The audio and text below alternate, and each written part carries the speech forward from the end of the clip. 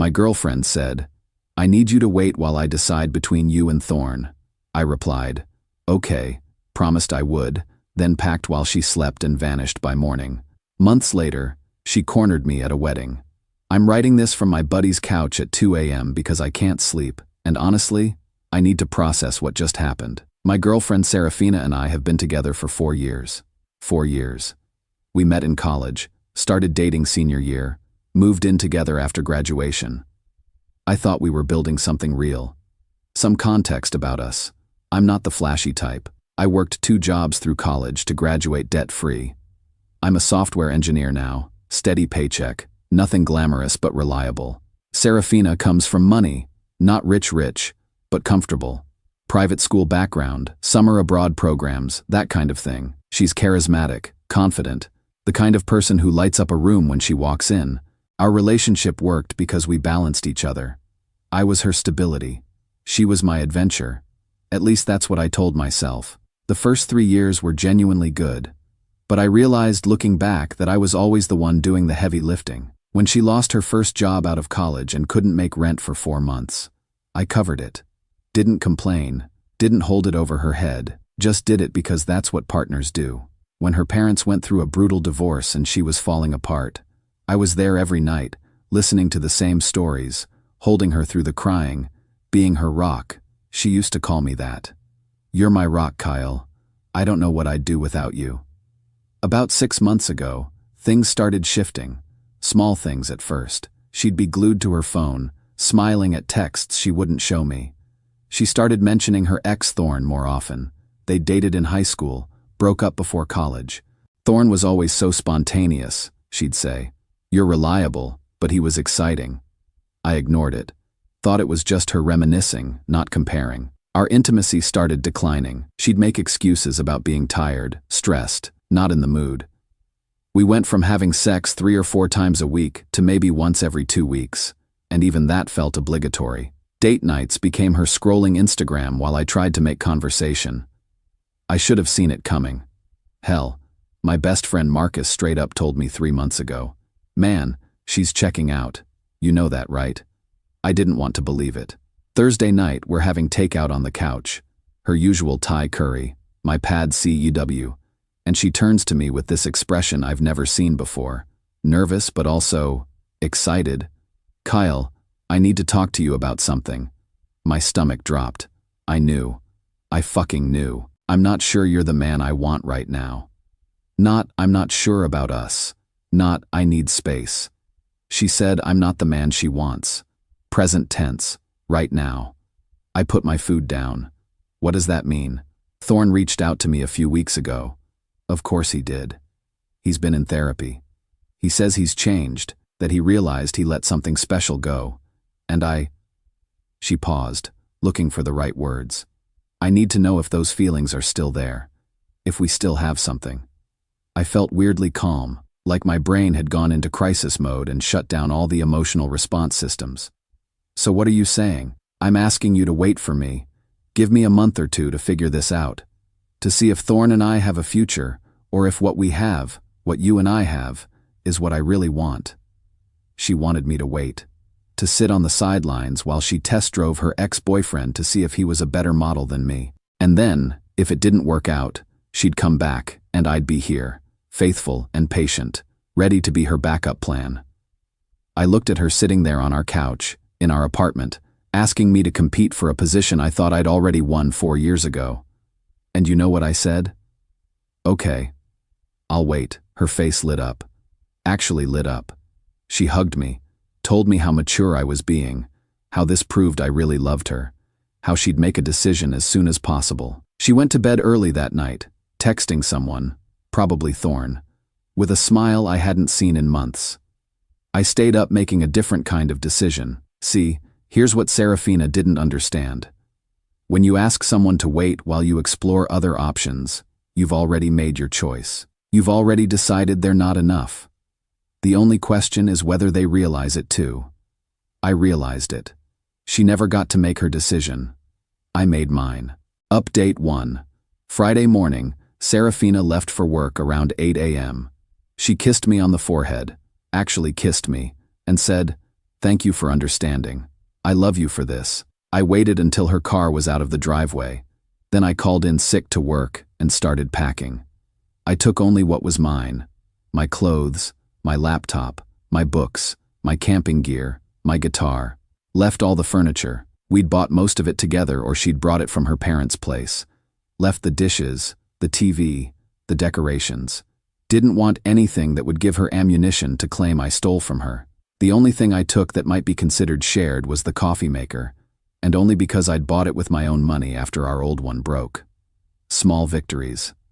I packed everything into my car in about 4 hours. I'm a minimalist by nature. Turns out that makes for efficient exits. The note I left was simple. I didn't want to be dramatic or cruel, just honest.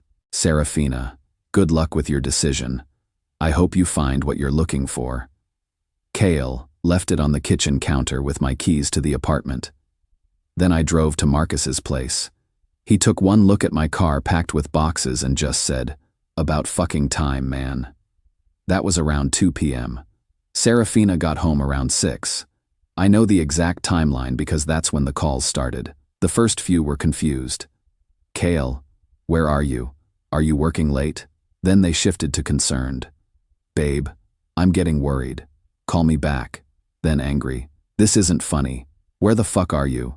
By 9 p.m. I had 87 missed calls. 87. I didn't answer a single one. The voicemails were a journey. Started with, "Please call me back, I'm worried." Evolved into, "How could you do this? We need to talk." And ended with, "You're making a huge mistake. I was going to choose you anyway." That last one made me laugh. She was going to choose me, after shopping around to make sure she couldn't do better. How generous. I blocked her number around midnight. Blocked her on Instagram, Facebook, Snapchat, everything. Marcus watched me do it and said, "You're handling this better than I expected." I wasn't handling it. I was on autopilot. The real feelings would come later. What I didn't expect was the social media campaign. Serafina started posting cryptic shit on Instagram. Sometimes the people you trust most show their true colors when you need them least. Can't believe I wasted 4 years on someone who runs away from adult conversations. She was spinning the narrative, making me the villain, telling our mutual friends that she'd been trying to have an honest conversation about our future, and I'd abandoned her instead of being mature enough to work through it. Some people bought it. I got texts from mutual friends asking what happened, if I was okay, saying they heard I just left without explanation. A few of them I explained to, most of them I ignored. If they knew me at all, they'd know I wouldn't just vanish without reason. The ones who really knew me, Marcus, my college roommate Devin, a few guys from my recreational basketball league, they got it immediately. "She wanted you to wait while she fucked her ex?" Devin said. "Yeah, you did the right thing, man." Here's what surprised me. I wasn't devastated. I thought I'd be destroyed, crying into my pillow, barely able to function. Instead, I felt light, like I'd been carrying something heavy for months and finally put it down. I started realizing how much mental energy I'd been spending on her. Worrying about her moods, trying to be interesting enough, wondering if tonight would be one of the nights she'd actually want to have sex or if I'd get another excuse, checking my phone constantly to see if she'd texted, analyzing her social media posts for hidden meanings. All of that was just gone. I could think about other things. I could focus. Work noticed the difference. I'd been coasting for months, doing the minimum, distracted. Suddenly I was engaged again, coming up with solutions, contributing in meetings. My manager pulled me aside 2 weeks after I left and asked if I'd be interested in a senior position that was opening up. 20% pay increase, better projects, actual career progression. I took it. Interview next week. I've been going to the gym every morning, started reading again. Actual books, not just scrolling through my phone. Reconnected with friends I'd neglected because Serafina didn't like them or thought they were boring.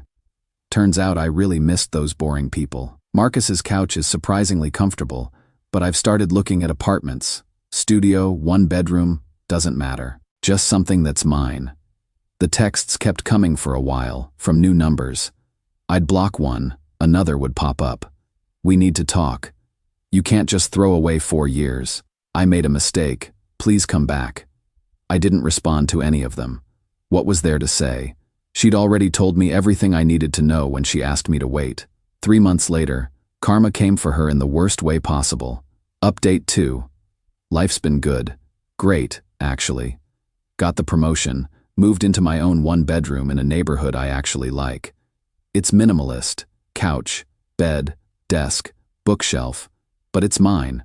No shared anything, no compromises, just my space. But this update isn't about me thriving. It's about what happened to Serafina.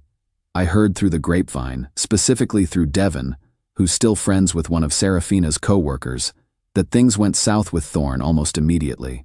Turns out, been to therapy and changed were creative interpretations of reality. Thorne is still the same person he was in high school. Charming but unstable, exciting but destructive.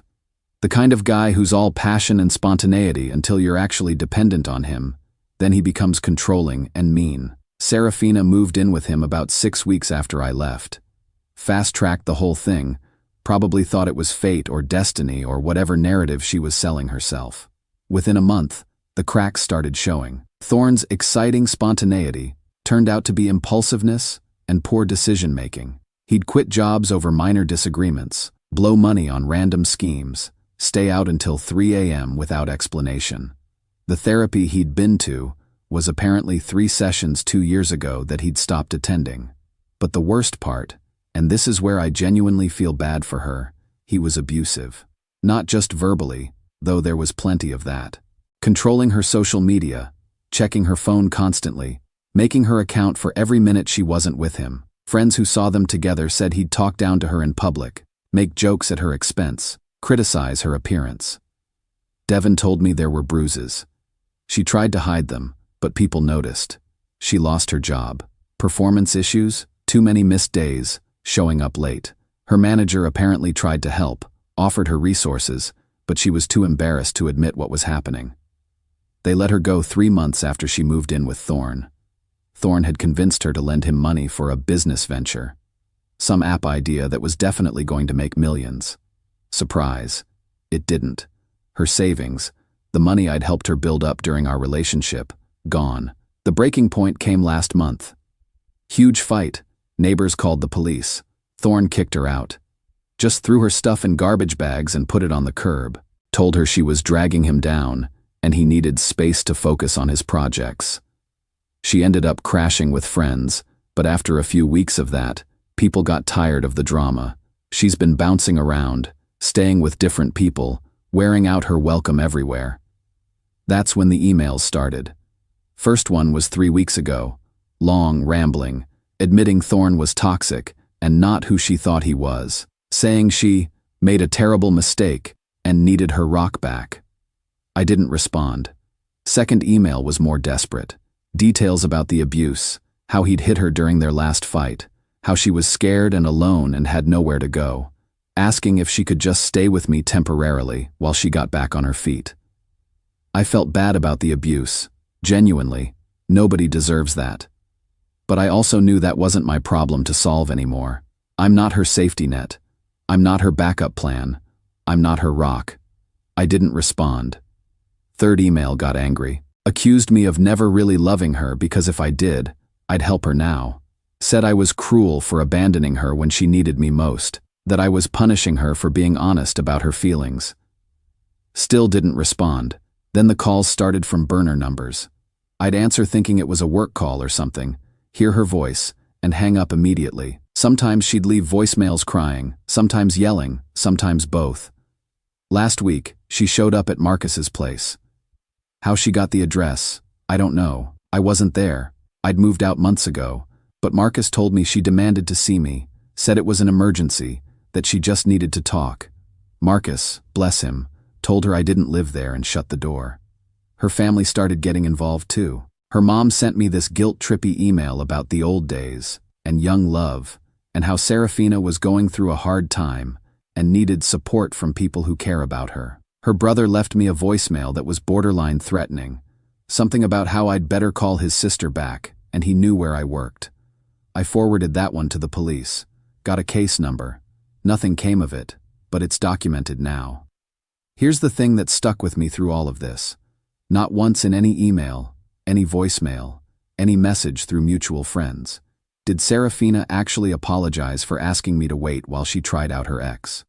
Not once did she acknowledge that maybe, just maybe, telling your partner of 4 years that you're not sure they're enough and you need to explore other options might be hurtful. Every message was about what she needed, how she was struggling, how I should help because we meant something to each other. But what we meant to each other was fundamentally different. To her, I was stable and reliable, which translated to boring but useful, someone to fall back on when exciting didn't work out. To me, she was supposed to be my partner, my equal, someone who chose me every day because she wanted to, not because I was the safe option when risky failed. We weren't going to reconcile because we'd never actually been on the same page to begin with. 6 months later, we ended up at the same wedding. The contrast was devastating. Final update. A year since my original post. Final update because people have been asking, and honestly, I need to close this chapter for good. Our mutual friend Lyra got married last month. She'd invited both of us. Lyra's known us since college, stayed neutral through the whole thing, invited us separately, and gave us both fair warning the other would be there. I almost didn't go, but Lyra's been a good friend, and I wasn't about to let my past dictate my present. Plus, I wasn't going alone. Her name is Mira. We met through work. She's a project manager at a partner company. We'd been dating for about 4 months at that point. Confident, straightforward, doesn't play games. She knew the whole Serafina story. Her response when I first told her was, "She asked you to be her backup plan? That's disgusting. Glad you left." I like someone who sees things clearly. We showed up to the wedding and I felt good. New suit. Actually got a haircut that wasn't just clippers in my bathroom, and I had Mira next to me looking absolutely stunning in this dark blue dress. We looked like we had our shit together because we did. Serafina was already there. I saw her during the ceremony, sitting alone about 5 rows behind us. She looked rough. Not just didn't put effort in, rough, but genuinely struggling. Hair pulled back in a messy ponytail, dress that didn't quite fit right, no makeup or maybe just poorly applied. She'd lost weight, but not in a healthy way, more like stress and not eating properly. I felt a flash of something, not attraction, not longing, just sadness. Sadness for who she used to be, who she could have been if she'd made different choices. But mostly I felt nothing. The reception was at this vineyard venue, beautiful sunset over the hills, open bar, live band. Mira and I were having a great time. Dancing, talking to old friends, celebrating Lyra and her new husband. I'd almost forgotten Serafina was there. Then I went to grab drinks and she appeared next to me at the bar. "Kale." I turned. Up close, she looked even worse. Circles under her eyes, hands shaking slightly. She was nervous. "Serafina. You look good, happy." "I am. How have you been?" Stupid question, but what else do you say? "Not great," she laughed, but there was no humor in it. "I look like shit, I know. It's been a rough year." I didn't fill the silence, just waited. "I heard you got promoted. That's great, really. You deserve it." "Thanks." More silence. The bartender handed me 2 glasses of wine. I took them, started to walk away. "Kale, wait. Please. Can we talk? Just for a few minutes?" I looked back at the table where Mira was chatting with some of Lyra's college friends. She caught my eye, raised an eyebrow like, "You good?" I nodded. "Fine. 5 minutes." We walked to a quieter corner of the patio, away from the music and crowd. Serafina took a breath. "I need to tell you something. I made the biggest mistake of my life when I asked you to wait. I've known it for months. Thorne was..." She paused, looked down. He was awful. Controlling, abusive, financially irresponsible. Everything you weren't. And I gave up everything for him. Lost my job, my savings, my self-respect. I'm living with my parents again. I'm 26, and I'm back in my childhood bedroom. I'm sorry that happened to you. Nobody deserves abuse. But you could have helped me. When I reached out, you could have... "No," I said, cutting her off. "I couldn't have, because helping you doesn't mean becoming responsible for you again. You made your choice when you asked me to compete for a position I thought I'd already earned. You told me I wasn't enough, that you needed to see if you could do better. I was confused. I was stupid. But I always knew, deep down, that you were the right one. I just needed to what?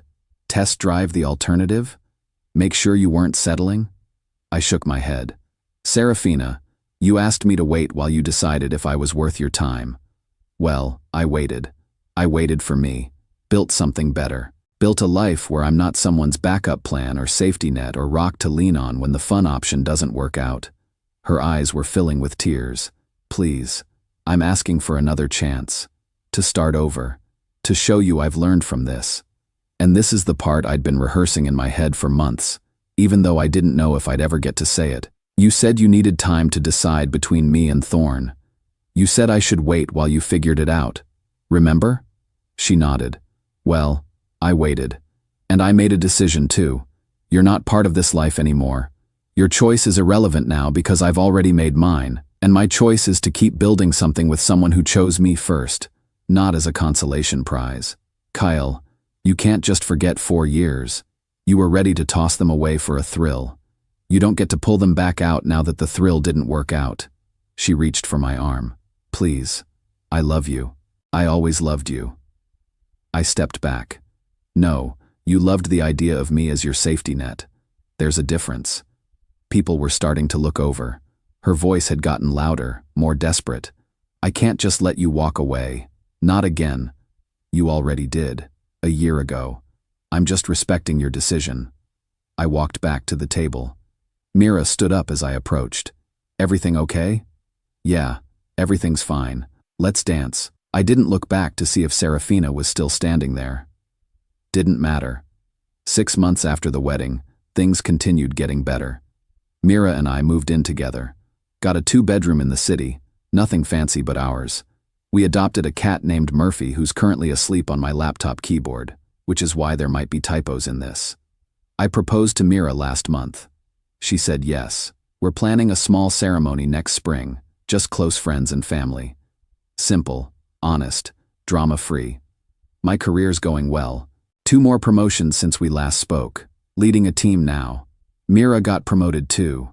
We're both doing the work we love with people who respect us. Serafina, from what I hear through the grapevine, is still struggling. Working retail, living with her parents, trying to rebuild. I genuinely hope she gets her life together. I don't wish her harm, but here's the thing I learned through all of this. You can't negotiate your worth with someone who sees you as optional. When someone tells you that you might not be enough, believe them.